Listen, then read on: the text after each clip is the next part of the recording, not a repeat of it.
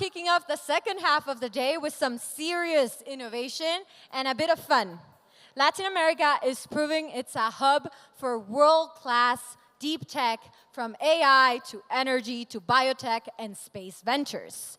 And so, joining us to explore these breakthroughs are Diego Gonzalez, Bravo, Draper Signos, early-stage deep tech investor, Lucas Senser, a Juvent developing RNA medicines, Fernando Yaver from Splight, innovating energy, and Jay Fraser, biotech and wellness expert. So please show your energy and let's give them a big round of applause.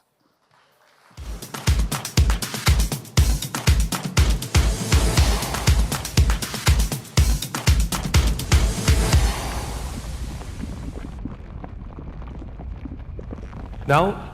Okay. Thank you very much to all of you for being here after the lunch. I'm Diego González Bravo from Draper Signos. We are a venture fund in early stage. We support Latino entrepreneurs doing deep tech companies. I say Latino entrepreneurs because they can be here in Latam or wherever around the world. We invest in agnostic. We invest in all the things that mentioned, that you mentioned, and other things also. We invest in biotech, in space technology, in AI and quantum, in crypto, cybersecurity. We are agnostic in terms of technologies and also sectors. We are in our third fund. We have 46 portfolio companies in the previous two funds, and we have here two of our prominent portfolio company founders that we are going to talk today. I want to thank Janma, Marianne, and all the Volcano Summit organization for inviting us. I understand this is the first time we have a panel about deep tech in the volcano. So we are very happy, we're very proud of that. And I was asked to talk before starting to talk with them. I was asked to talk a couple of minutes about what deep tech is. And the traditional definition of deep tech is that they are startups who do a profound and deep use of technology, mainly engineer, and or deep use of the science, or the combination of both to develop their projects. We like also another standpoint that is from the point of view of the innovation. We think that what they do is to be at the frontier of innovation. So that's why we also like the term frontier tech, because tech is all the time moving. What is deep tech now will be just tech in the future. Tech comes in waves, as you know. We have the internet, the cloud, the mobile, crypto, AI, then quantum, and then so on. And that allows new innovation. So we like to focus on the innovation and do not just the technology they use. So they do things that have never been done before. They allow us to do new challenges, new things, and solve problems that have never been solved. So that is what is the most impactful thing they do. So we like to invest on that. From the point of view of venture capital, what we do is also to take risk on the technology. In Latin America, mainly, You have some existing technology that you bring to a region. We have a big region, a big population. So if that technology, you choose an entrepreneur that execute well, it can be a winner, and it can be a big business. But the technology is proven. We take execution risk, we take market risk, but we also take technology risk because they are doing new things.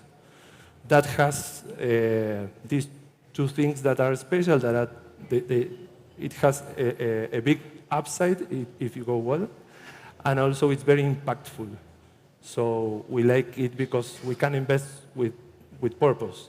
And we have a great talent here in the region that can do these businesses worldwide. So that's why sometimes they are here in the region.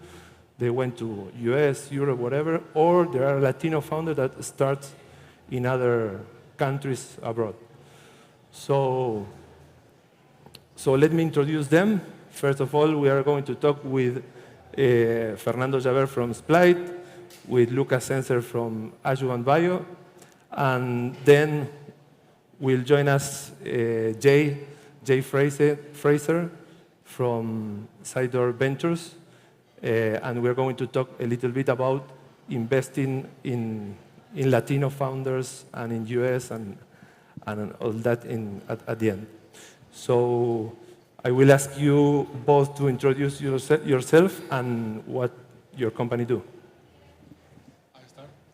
Okay. Hello, everyone. I'm Fernando. I am from Argentina. Our company has developed a new technology that runs on top of transmission infrastructure, which is a strategic, very expensive infrastructure that countries has, but now is in shortage, which is, most of you maybe are here because you know something about energy, or you are investing in renewables, or in batteries, or in gas power plants, or even in data centers.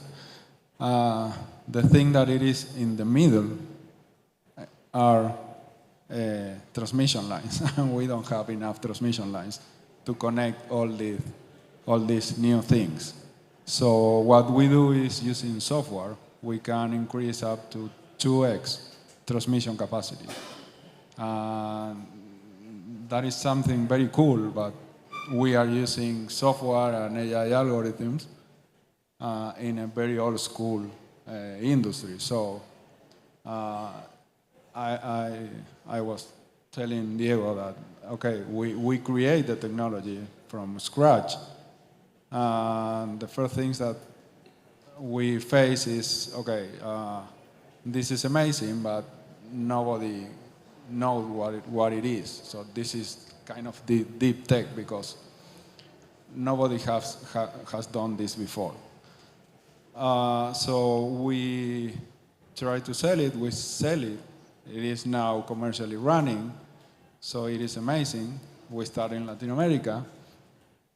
We moved to the US. We established our headquarters in the US. We raised money. People say, oh, what an amazing solution for poor countries. I am not a politically correct guy, so I can make very bad jokes about it. But they said, oh, amazing for poor countries. But the thing is that the one who has the biggest problem are the developed countries. The US, Europe, Australia, Spain. And this is part of the, when you are doing this kind of business, you have to deal with different struggle with different problems. It's, okay, we are Latinos, but we are trying to do business globally. We are, solving problems that are new or very impactful. And then we have to build a business on top of the technology, which is another different thing. We have to create the technology, then we have to create the business, and to create the business, we have to create the tools to sell the technology we have created. And before and I will going, stop here. I'm before sorry. going to Lucas, tell a little bit us about the platform, about the technology, the use of AI, and specifically what is your edge? Yes. Okay. We use AI to respond very fast to failures in transmission grids. So we can use fast responding assets, which is fast responding assets are renewables, batteries, maybe natural gas power plants, depending on the technology, and data centers. So by using very powerful algorithms, we can respond to failures in the grid very fast. So we can use a physical extra capacity that it is in transmission grid, which is half of it.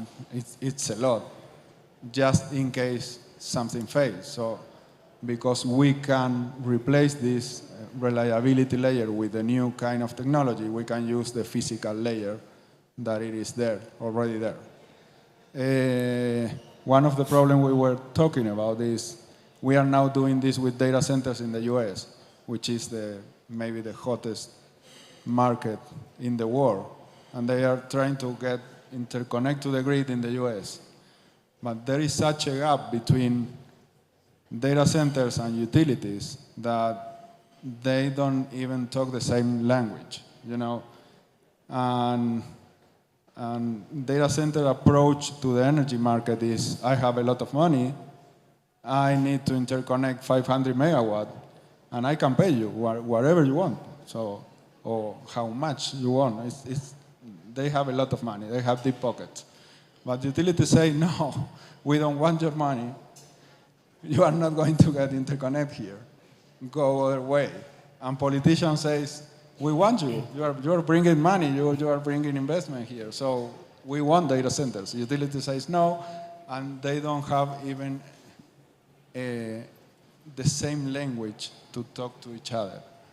So because our technologies solve the main problem, which is interconnection between data centers and grids, and we can deliver data centers twice capacity of transmission, which is very impactful.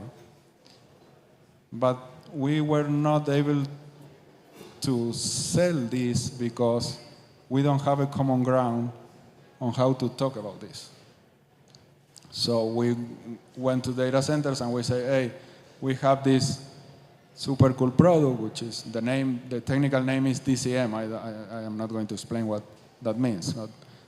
And they said, okay, this is very cool. And utilities say, good, this is a very good technology. But when they talk to each other, data centers and utilities, they start using technology from 100 years ago. So we were out of the conversation. And when we say, hey, bring DCM to the conversation, they say, okay, but we don't know how to explain it, it's a mess, things like that.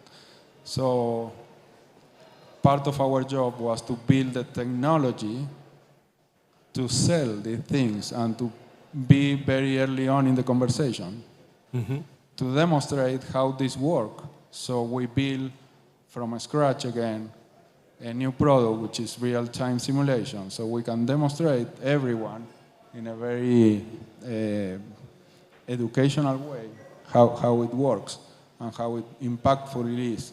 So we are building the common ground or the language that we have to talk around this new technology. And there are clear benefits for the companies, for the utilities, but what about the society? What about the impact, the environmental impact? What about that effect? Environmentally, it's huge because, I mean, our source of reliability is mainly renewables. So our first impact is avoid curtailment, which is when you have renewables that are not being injected. So you made the investment, you have a 100 megawatt power plant, solar power plant or wind power plant, and you are not able to inject 100% of it because the line is congested. So you are wasting not only money, you are wasting renewable energy, which is already there, so it is the cheapest and cleaner energy you can get. A second impact is you don't have to build as much transmission lines as you will have if you need to build all the transmission line you need for today's demand. So that is a lot. Great, great. Well, Lucas, tell us, please, a little bit about Adjuvant and what you're doing now. Hello, everyone. Do you hear me well? Yeah. Yeah? Great. Well, I'm the CEO and co-founder of Adjuvant. Adjuvant is a biotech company. That means that we develop drugs, new medicines, specifically RNA medicines. And we are doing this to extend the life of everyone, to really develop drugs that can benefit everyone, so then we can cure the main reasons why we are dying right now, for example, cancer or infectious diseases.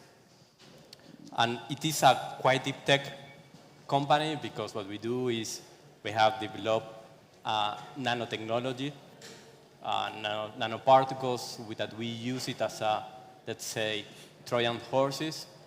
So then we can go to the immune system and tell them a message. In the case of cancer, what we do to the immune system is tell them, hey, do you know that you have cancer? You should get activated. You should go and fight cancer. And the result of this is that we can, of course, as a disclaimer, until now we are in preclinical stage, so this is animal testing, but we, for example, are able to cure pancreatic cancer in just 1 week. And all the animals. So if you test it in 10 animals, those 10 animals get cured just in 1 week. And the nice thing here is that we don't use any chemotherapy. It's not toxic at all. It's a very selective treatment. So right now what we are doing is, I think one of the most exciting things is that moving from the lab to industrial manufacturing. Right now we were able to produce something that really is a lot, around 2,000 human doses per minute. When we started the project 1 year ago, it was 1 human dose per week, for you to get you an idea of how fast we have scaled up. And we are planning to start clinical trials next year to really see if we are able to cure those, for example, pancreatic cancer patients that really are right now hoping for having new treatments that are not toxic as chemotherapy and that can really get them cured. Great, great. Well, before going to Jay, I want to introduce a thing that sometimes in deep tech, there is like a myth that you need, for a deep tech startup, you need huge amount of capital. The terms are very long terms, and it's like impossible for VC to invest in that kind of companies. I want you to tell about your path in the fundraising, in which stage are you now, when you started, and in both cases, which was that path? Go ahead. Well, in our case, the company is a spin-off of my PhD. I'm Argentinian, I'm Latino, I'm fully hard, it's Latino, but I was doing my PhD in Holland, Netherlands. And from that PhD, we spin off the company 1 year ago. Our first check, our first term sheet was from Draper Cygnus. Was very crazy because we have to travel 13,000 kilometers to get that investment that we weren't able to get it in Europe, which are much more conservative. At that moment, we raised 1.5 million, and with that, we were able to do the scaling up of our manufacturing and also prove that our treatment did not induce any toxicity in mice. Sorry for the animal, people that are sensitive with animals, but in mice, rats, pigs, rabbits, so all these animals that you need to test to show that it's safe also for humans. And now we also raise our seed, so it was 3 million more. And with that, we are able to complete whole preclinical. The beauty, I think, on this project is that typically, especially in big pharma, to be able to achieve those milestones takes around, let's say, a 50-people team and 50 million. And we were able to do it with a team of 7 people, very experienced people, a lot of experience in pharma before on drug development, and with just total 4 million. And the reason here is that we got people, partners, humans, that also are patients or families of patients, even world-class partners that they have produced, for example, the vaccine for Moderna that is a quite similar technology than us. And they are so engaged, they really want to make this project possible, that then they have, let's say, certain special pricing. That helps a lot. It helps a lot for these type of technologies or projects that are very capital intensive to do it very efficient and very fast. And I think that we are quite fortunate that this can resonate, many people can feel it as well, the project, and they really want to support us. And when you have this kind of partnership, you are able to make amazing things that nobody believed that could be possible. Great, great. Fer? Okay, yeah, well, kind of the same path as you when you started. I mean, Draper was our first investor. They lead our first round. The crazy thing is, it was 1.5, I think. And when we pitched them, they said, wow, this is pretty cool. I like it. The market is amazing, and things like that. And they were the ones that don't bring an expert to the table, because expert in my market is like very old people thinking in old school way. So expert always says no. I mean, this is not going to work. So that is how I think we have to be very grateful to Draper, who really make this investment in early stages of technology, where experts are going to say no. I don't know what was your... Yeah, it was exactly the same. Yeah. Yes, and then tell what happened next, because both of you could raise money in Silicon Valley, and you do it fast. Yes. Do you want to go first? Or? Yeah, go ahead. We took the money from Draper. We were having revenue, so we used all that money to establish our headquarters in Silicon Valley. And less than a year after that, we raised our Series seed of 12.5 million, because we were demonstrated that the technology was commercially proven. We were delivering the financial result that everybody was expecting for it. And so after that, we invest in the team to develop more tools and things like that. And less than 1 year later of the pre-seed, we raised with the SAFE, which is a very simple contract, 12.5 million more. So we have raised 26 million. And we are based in Silicon Valley, and we are trying to get the most of the advantage of being there. And yeah, we present ourselves as a US company, but not because we are Latinos, but sometimes Latino is a kind of double source. Yeah, difficult to raise money there. No, I mean, in US. No, let me say this. It's way more easy to raise money in Silicon Valley being a Latino than in Europe. Yeah. Silicon Valley is more open to anyone, Latinos, people from India, from Asia, they don't care. If you have a good technology, a good product, they are going to invest, even talking this shitty English, because you know, we are not talking real English. Me too, me too. Yeah. Well, I want to introduce to the conversation Jay Fraser. Just Jay, tell us about your fund, the link with Latin America, and especially how you see talent in Latin America or Latinos. Yeah, yeah. Can you guys hear me okay? Sounds like it. All right, cool. Thanks for the quick intro, Diego. I think this is my first time to the summit with the Side Door team. It's been wonderful. Thanks to all the organizers for such a great event. we're a US-based fund, generalist. We invest in a lot of the same technologies and companies that Diego had mentioned that Draper invests in, and primarily in pre-seed and seed. It's my first time at the summit, but the team has been coming down here for the past 3 years, and I think that's a recognition of the talent and the expertise that's coming out of LATAM and South America specific to deep tech. And one of the other things that's unique maybe about deep tech that is not as prevalent in other technologies, and you might have perhaps picked this up in some of the conversation with Lucas and Fernando, but these technologies aren't built for singular geographies. They're ubiquitous. The transmission problem exists in Latin America, in South America, in the US, in Europe, et cetera.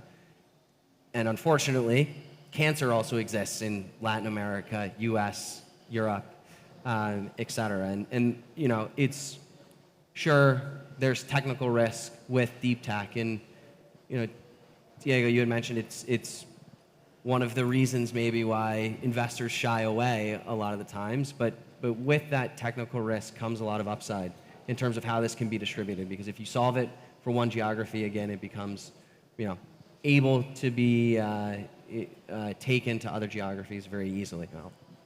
Well, I say very easily. There's also some regulation within deep tech that makes things a little bit tricky. But from a solution standpoint, again, you can take it anywhere. We've started to invest in Latin American companies. I think we're going to do that a lot more. We have yet to do a deep tech specific, but it's one of the things, the last year and a half, we've started to see very, very good technical founders coming out of Latin America. And again, the solutions are ubiquitous and the problems are ubiquitous. So I think it's a matter of, you can come up with a great idea to some of these problems here in Latin America. You start to do some of that development, the proof of concept, and then you can bring it over to the US and do a bit of the route that Splite did in terms of proof of concept established here, headquarters in US, and then you expand beyond that. I think one of the things I'd actually love to know from the founders here is, we talked a little bit about the fundraising process and what you guys have done with it, but again, unique to deep tech is the technical risk up front. I'd love to understand how you have to make some difficult decisions here as a deep tech founder in terms of, all right, you have a limited amount of capital, you have a very tough challenge in front of you to get to that proof of concept and then eventually to a revenue stage product. And how do you guys think about managing some of that risk early, especially in like the first or the second round? And what, what are the challenges, and then maybe what are some of the hacks is maybe the wrong word, but some of the creative solutions that both of you came up with just to get to that next phase where you could raise the bigger round? In my case, with Adjuvan, that is a quite mission-driven company. But the way to take the decision how to spend the capital, that of course is very little versus the amount of things that you need to do, is to think about patients. I always do that way. So I said, if this is going to improve the quality of this technical product for the patients, if we do this investment, are we going to get a higher quality product? Because at the end, especially in biotech and treating these cancer patients, like if you do it wrong, you're harming people. So it has a big consequence of what we are doing. So every investment that involves reduce the toxicity, that involves increase the quality, the trustability of that product, we have to invest it. Maybe in stage, but we have to invest it. On the other side, let's say, and it's a very easy one, like has any sense, it's going to the patient have a positive impact that they travel in business class? No. They're not going to benefit of that. So why we are spending money there? Are they going to benefit if we do branding? No. So we don't spend money there. We really spend money on things that are going to make a high quality product that is going to have impact on people. And that is a nice thing of it, that really can change the life of people. So at least in our case, that is our philosophy. Let me say this. I feel very humbled with sitting next to him, because he's dealing with people health. But the deciding process is more or less the same. We focus on the technology. So we said, okay, when we deal, for example, with investor, we said, okay, this is the technology, this is how it works. This is our investment plan. And we try always to demonstrate that the technology has a lot of value, at least in this early stage of investment. In later stage, you have to demonstrate revenue, things like that. But if you are a founder in the early stage of a deep tech, focus on the technology. So if a VC asks you about, 3 quarters or 3 years of revenue projections, you said, no, you are not my investor, because we are developing a technology. We can, answer questions about revenue when we are still proving some things about the technology. So being extremely focused on the technology, I think, is the same answer, only that he's dealing with people health, not me. And out of the fundraising topic, in the conversation, both Jay and myself mentioned that if you pass the valley of death, the upside is huge. And I think that part of the reason is that the deep tech solutions, the deep tech startups, your market is the world, not a country or a region, it's the world, because what you're doing can be used in all the world. And not only from the commercial side, you can have clients in all parts of the world, but also how you organize your operations. You have operations in Europe, you raise talent in Latin America, you raise capital in US. How do you organize your business from that standpoint? In our case, our main operations are in Europe, but the structure of the company is a US company. And our fundraising is based on Silicon Valley and Latin America. So it's a very strange mixture, but we take quite advantage right now on Europe and some arbitrage there, because Europe, Japan, Europe, United States are countries that have very high expertise on this uniqueness type of nanotechnology and biotech. They're very strong, but Europe right now is much cost efficient than US, much more. So our burning rate, the amount of money that we spend is maybe 3 times less than the same biotech if it would be based in Silicon Valley. So we take advantage a lot of that, which means that then I have to have a very crazy jet lag when I go to Silicon Valley to try to raise money, while I have my team in Europe with 9 hours of difference. But it's worth it to play that game. In our case, we are established in San Francisco. Our main office is there. We have almost 15 people there, and it is where the company is running all the resources globally. So our tech and C-level is based in Silicon Valley. Tech people is amazing in San Francisco, and let's say people from all places in the world are going to San Francisco. So we have people from India or Asia or Latin America who go to San Francisco to have this job. So it is like, okay, people come to you instead you going to the people. That is why we decided to establish our headquarters in San Francisco. We have a commercial office in Austin, Texas, because Texas is the center of the universe if we talk about energy. They have oil and gas, they have sun, wind, land, whatever you want. And every big company in energy has an office there. And then we have a commercial office running in Santiago de Chile, another one in Spain, which are service our customers in Latin America and in Spain, these 2 offices.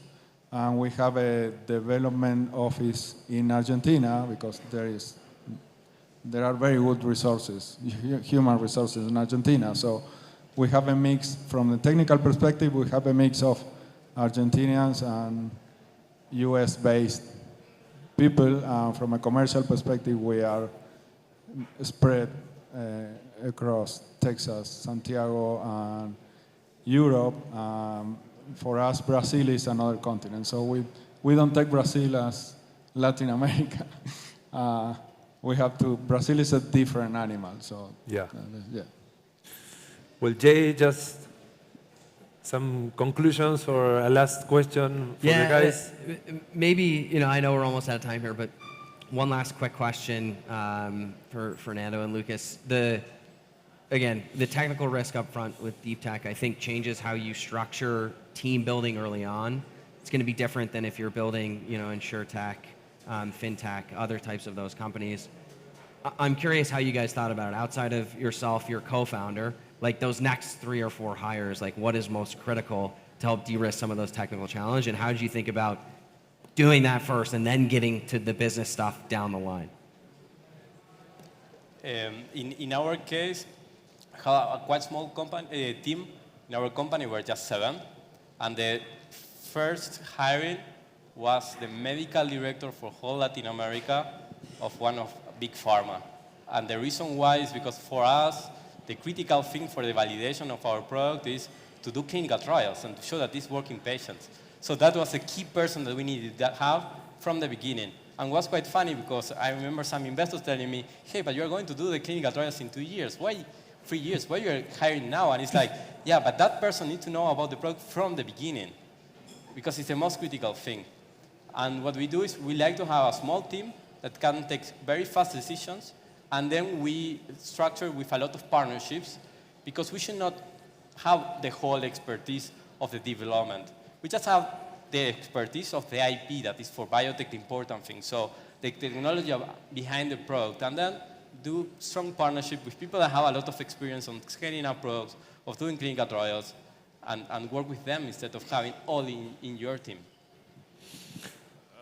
In my case, I can tell you, my experience is that when we started, we have the code made for this electrical thing, made by physicians.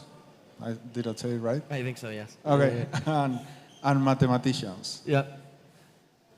And then we start coding it with very well-known very well capable coders. But the code originally was code in C, which is, it's very old. Yeah. And it was written in a notebook, but with a pen and on paper. Right. And so we have this mix of mathematicians, physicists, and coders, and we have to start talking to electrical engineers, which was a mess. Electrical engineers will say, what is this? This is crazy. So we have to start hiring a lot of electrical engineers and educating them on how the technology works. So it is, hey, you are an electrical engineer, yes. Can you please forget everything about what you have learned the last 5 years and try to learn again something new? And that is how we are now hiring electrical engineers, and they are asking us for jobs because they know that they are going to be trained in a new thing. So it is crazy, but it is good. Yeah. Well, I think we are on time. Well, thank you very much for this panel. Thanks to all of you for being here and meet these guys that are great now in the venue. Thank you to all of you. Thanks. Thank you.